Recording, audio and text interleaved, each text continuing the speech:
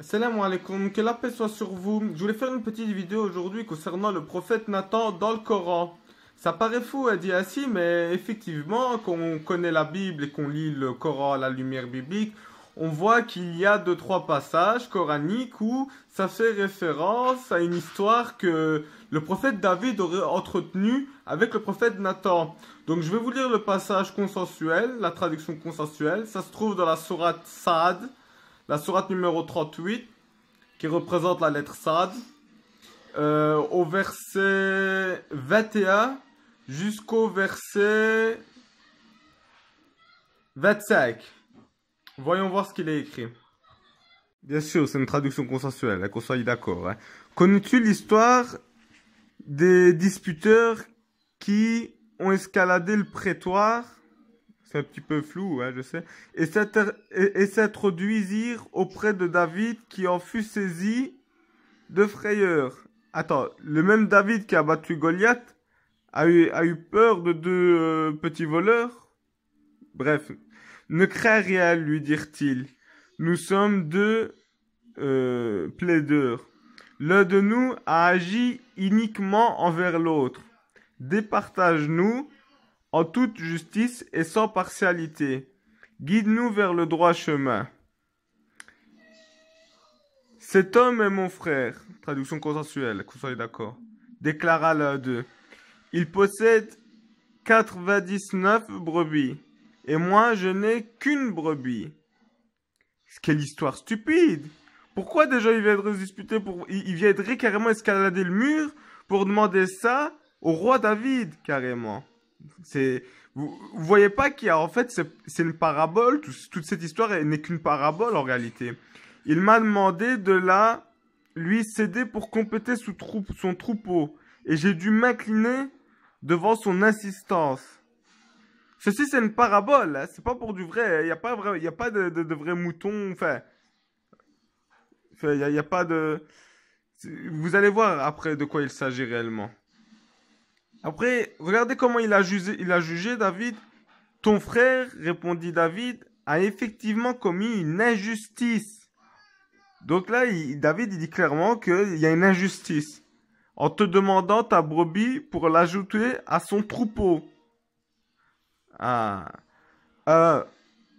Grand nombre d'associés n'hésitent pas à se léser les uns les autres, excepté ceux qui croient en Dieu et font le bien. Mais hélas, ces derniers sont fort peu nombreux. Et David pensa que nous le mettions à l'épreuve. De quelle épreuve il s'agit là? De quoi il s'agit? C'est quoi dans cet exemple? Ah, ok, donc il s'agissait bien d'une parabole. Il implora alors le pardon de son maître, se prosterna et se repentit. Il se repentit, il a demandé pardon. Ça veut dire qu'il avait quelque chose à se reprocher. Puis, nous lui avons alors pardonné la faute qu'il avait commise.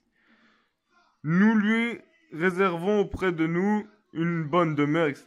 Mais enfin, c'est incroyable, quand même, cette histoire, À quoi ça fait allusion? Alors qu'on connaît un peu la Bible, on sait direct. Alors ici, il y a un petit numéro 5. Alors, apparemment, selon certains interprètes, la faute qu'il avait commise, selon certains commentateurs, n'avait pas écouté les propos de l'autre frère pour émettre son jugement. Il s'est alors repenti. Ah, donc il s'est repenti parce qu'il n'avait pas écouté l'autre. Allez, pour quelle personne on nous prend vraiment? Vous allez voir de quoi il s'agit.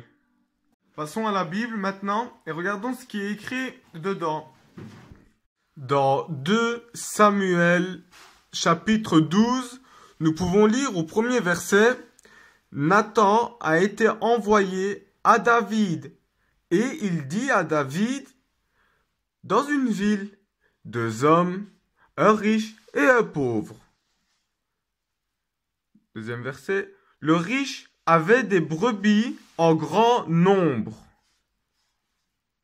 Troisième verset, le pauvre avait une seule brebis. Quatrième verset, le riche voulut manger l'unique brebis du pauvre. Verset numéro 5. David dit à Nathan, le riche mérite la mort. Verset 7. Nathan dit à David, tu es cet homme qui mérite la mort pour ce que tu as fait. Et quel péché mérite la mort? Quel péché? Verset 13. David dit à Nathan, j'ai péché. Et Nathan dit à David, Dieu t'a pardonné. Tout ce qu'il est écrit là, c'est écrit exactement pareil dans le passage coranique que j'ai lu au début. Exactement pareil. Allez vérifier par vous-même. Donc en fait, ce passage coranique, ça faisait allusion à une discussion entre Nathan et David. Et c'était une parabole en fait, pour montrer le péché de David. Vous voulez que je vous explique la parabole? Alors, repassons au tableau alors. Hein. Les brebis, c'était les femmes. Les deux hommes en litige, c'était David et Uri. C'est bizarre. Hein. David était le riche plein de femmes. Et Uri était le pauvre avec une seule femme. David, il a mangé la femme d'Uri. Si tu comprends, il a commis l'adultère. Et l'adultère, il méritait la mort. Et quand David a jugé le litige que Nathan a exposé sous forme de parabole à David, David a jugé que cette personne méritait la mort. Et quand il a remarqué que c'était lui, qu'est-ce qu'il a fait? Il s'est repenti. Et il a reçu le pardon. Au final, cette histoire, elle nous apprend quoi? Inna Allah ghafur rahmanur rahim. Eh oui, c'est incroyable, hein? Le passage coranique avec le passage biblique. En fait, Nathan, il est dans le Coran. Et c'est un prophète qui a été envoyé vers David. Eh oui, Allah, il peut aussi envoyer des prophètes vers d'autres prophètes. Allah est capable de toutes choses. السلام عليكم ورحمة الله تعالى وبركاته ومغفرة ونعمة وسكينة وروح القدوس يا أيها الذين أحسنوا بالحسنى